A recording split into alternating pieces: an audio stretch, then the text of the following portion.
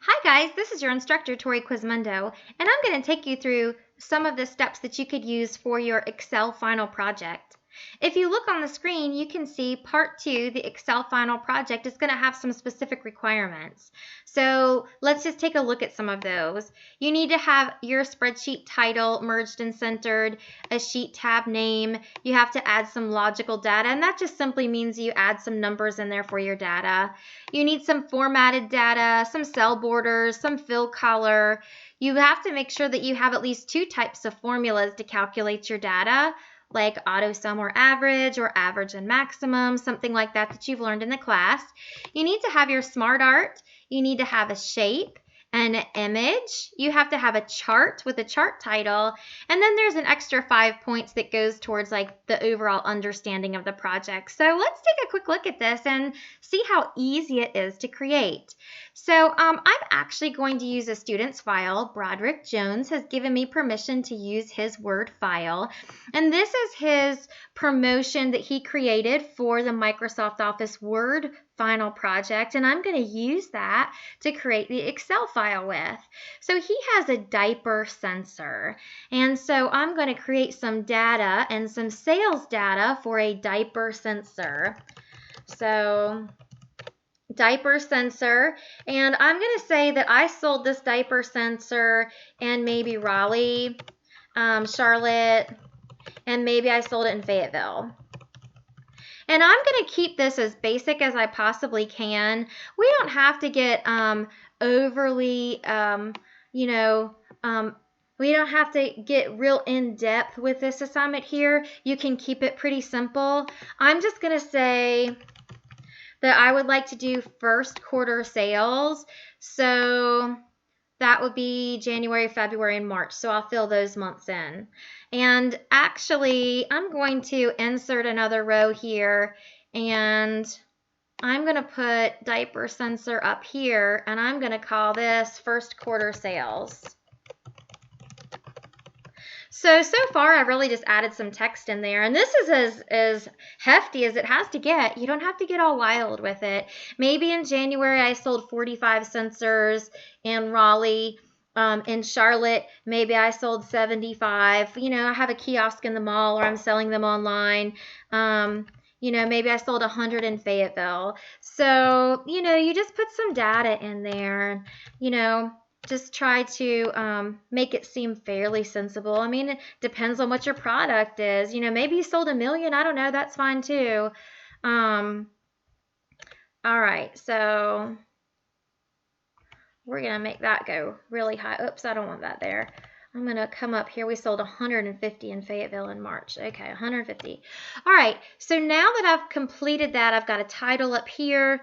I've got my first quarter sales. I'm doing January through March, Raleigh, Charlotte, and Fayetteville. I'm going to come down here where it says Sheet 1, and I'm going to call this, I'll double click and call this first quarter sales.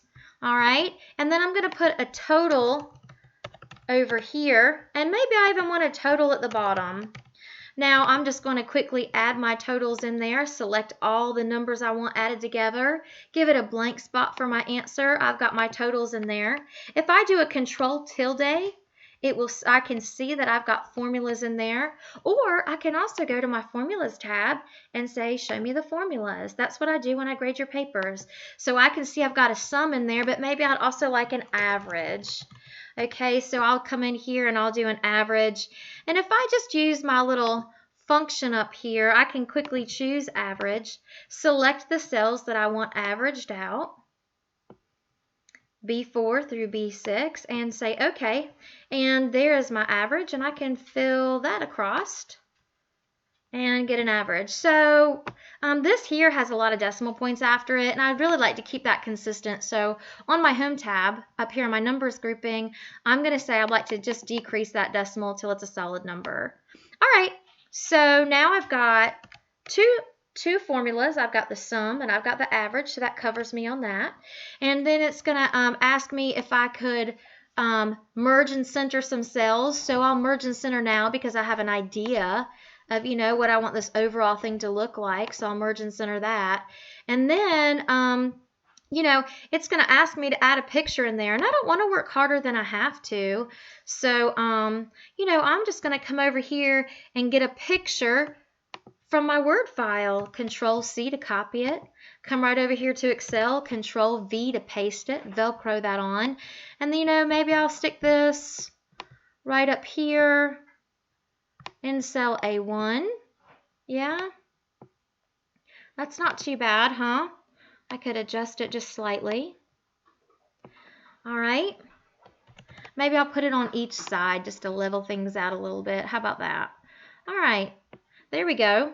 So I've got merge and center. I got my picture.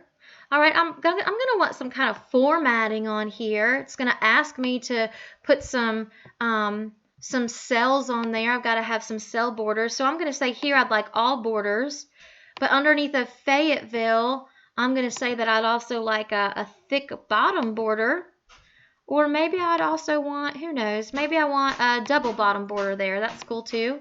All right, so I got some borders in there, and then I'm going to need to put some color on this somehow. All right, and you could do it manually, or you could use, if you wanted to, you could use some of these cell styles that are up here. You could use those, and that would work too. So, it's totally up to you how you want to do it. Maybe here I want to put in a fill color up here of a really dark blue, and maybe I'm going to change my font to white. But actually, now that I look at it, I kind of have a green theme going on because on Broderick's, on his file, it's got green on it. So I'm going to come up here and I'm going to choose a dark green background with white text.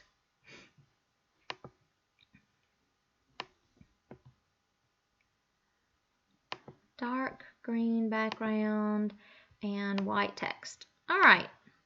So then, I might decide that I would like for this area here to be maybe a lighter color green. You come in and adjust that yourself.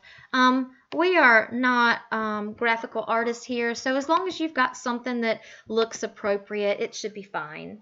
Okay, so now let me take a look back at my requirements and see how far I've gotten at this point. It says that I need to have a spreadsheet titled and merged and centered, so I've earned my 5 points for that. It says I need a sheet tab name. I did that. I earned my 5 points there. It says I need some logical data. Well, I've added data. I'm good. That's worth 10 points. And now I need some formatted data. Okay, I've got to have some modifications to the format of it. Well, I did that. I changed the font color, but you know what else I could do if I wanted to is I could come up here and I could, make that bold or increase my font size if I wanted to. It's up to you how it is that you prefer to do that, but you do what you think looks great. I need some cell borders. I've earned my 5 points for that. That's done. I need some fill color. I've earned 5 points. We're more than halfway there. Do you see that? And it hasn't taken us very long. I need to have 2 types of formulas. I've got those in there. And now I need a SmartArt. But guess what? I'm going to work smarter and not harder. And I'm going to go over to Broderick's Word file. And he has a SmartArt over here already. And I'm going to copy that. And I'm going to place that right into my file up here.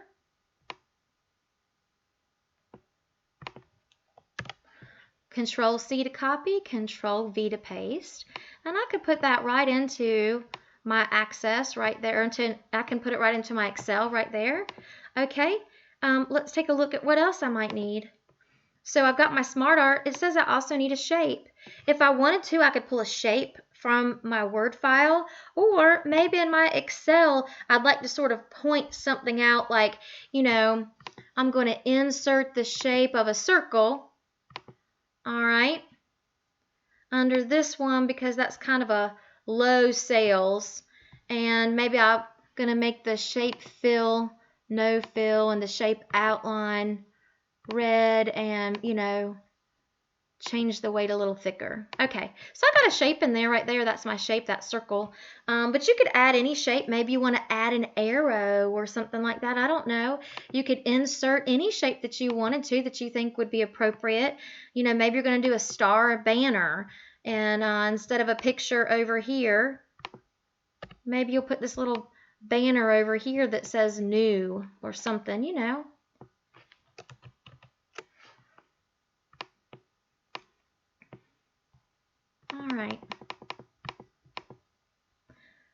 we go. Of course, I don't really like the color scheme on that, so we'll change that real quick. All right, let's see here. I've got one that's green. There we go.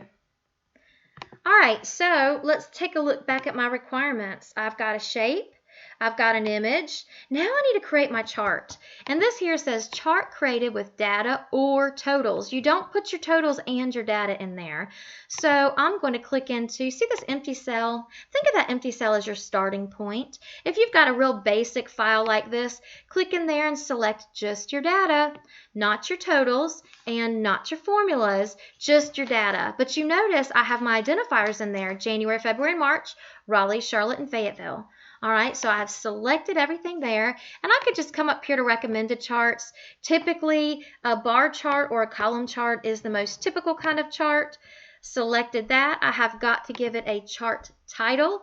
I'm going to call it First Quarter Sales. All right. And then I could come up here and change the overall look of this or the color scheme if I wanted to, make it have something with a little bit more green in it, so that it kind of fits what I've got going on, and move that right in there. So let's take a look at my requirements again.